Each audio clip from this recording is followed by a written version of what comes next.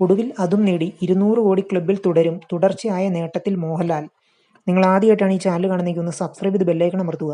200 കോടി ക്ലബ്ബിൽ ഇടം പിടിച്ച് മോഹൻലാൽ തരുൺ മൂർത്തി ചിത്രം തുടരും. മോഹൻലാൽ തന്നെയാണ് ഇക്കാര്യം സാമൂഹിക മാധ്യമങ്ങൾ വഴി അറിയിച്ചത്. നേട്ടത്തിൽ മോഹൻലാൽ പ്രേക്ഷകർക്ക് നന്ദി പറഞ്ഞു. എന്നും എപ്പോഴും കൂടെ നിന്നവർക്ക് 200 കോടി നന്ദി എന്ന പോസ്റ്റർ മോഹൻലാൽ ഫേസ്ബുക്കിൽ പങ്കുവച്ചു. ചില യാത്രക്കാർക്ക് വലിയ ശബ്ദങ്ങൾ ആവശ്യമില്ല. മുന്നോട്ട് കൊണ്ടുപോകാൻ ഹൃദയങ്ങൾ മാത്രം മതി.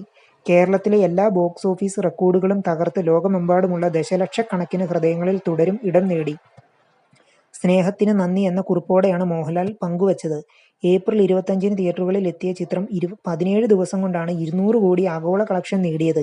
മലയാളത്തിൽ കേവലം 2 ചിത്രങ്ങളാണ് മുമ്പ് 200 കോടി കളക്ഷൻ എന്ന നേട്ടം സ്വന്തമാക്കിയിട്ടുള്ളത്. 200 കോടി പിന്നിടുന്ന രണ്ടാമത്തെ മോഹൻലാൽ ചിത്രമാണ് തുടരും. മലയാളത്തിൽ 200 കോടി പിന്നിട്ട 3 എണ്ണത്തിൽ 2ഉം ഇതോടെ മോഹൻലാൽ നായകനായ ചിത്രങ്ങളാണ്. എമ്പുരാനും മഞ്ഞുമൽ ബോയ്സ് എന്നീ ചിത്രങ്ങളാണ് നേരത്തെ 200 കോടി ക്ലബ്ബിൽ ഇടം നേടിയിട്ടുള്ളത്. കേരളത്തിൽ നിന്ന് ഏറ്റവും കൂടുതൽ കളക്ഷൻ നേടുന്ന ചിത്രമായി തുടരും കഴിഞ്ഞ ദിവസം മാറിയിരുന്നു.